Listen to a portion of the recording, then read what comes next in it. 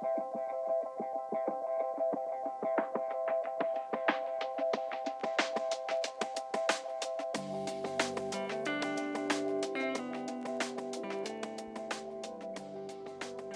friends, this is Butch at Sand Hollow Homestead in Sand Hollow, Idaho, and I'm back at it.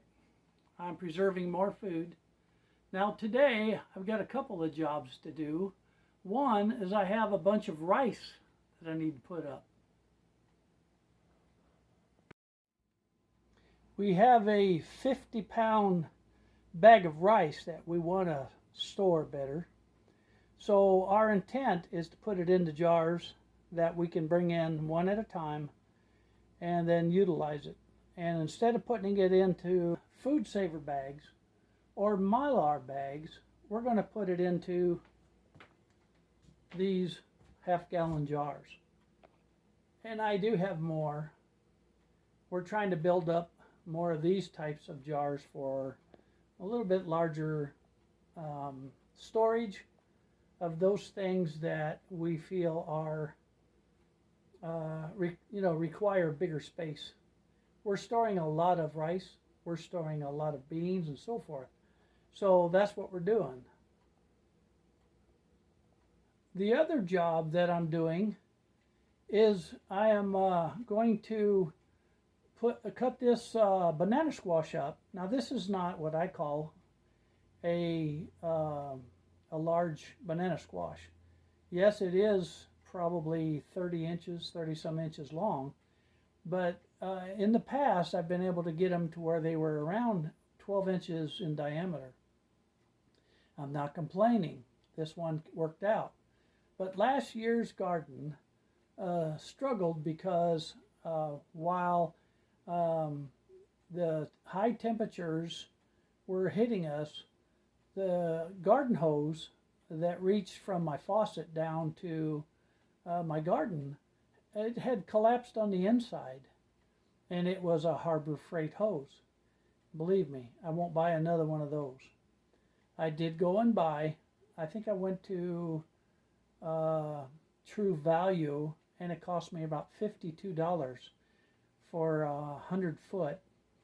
And I was able to get into a higher quality hose, and I think that I won't suffer like I did with the Harbor Freight hose. And what that did was it starved out the plants for a while. It wasn't getting enough water. Had I have had enough water, my banana squash probably would have been better. Who knows? But I'm going to have to cut that up into sections. Then I'm going to put it into my canner, and I'm going to go ahead and cook it for about 20 minutes to 30 minutes, somewhere in there. It's going to be open canner basically. All I want to do is soften up the meat of the squash.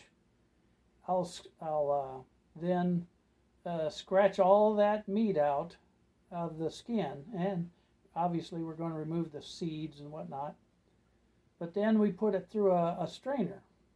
And we have a manual hand cranked strainer, but what I would probably do is use the electric strainer. It does go a lot faster. And while I got power, I want to use it. It speeds things up for me when I'm working alone. My wife's visiting her nephew, and so I'm doing this kind of on my own. I'm winging it. So once we get that pulp strained, put it directly into a quart.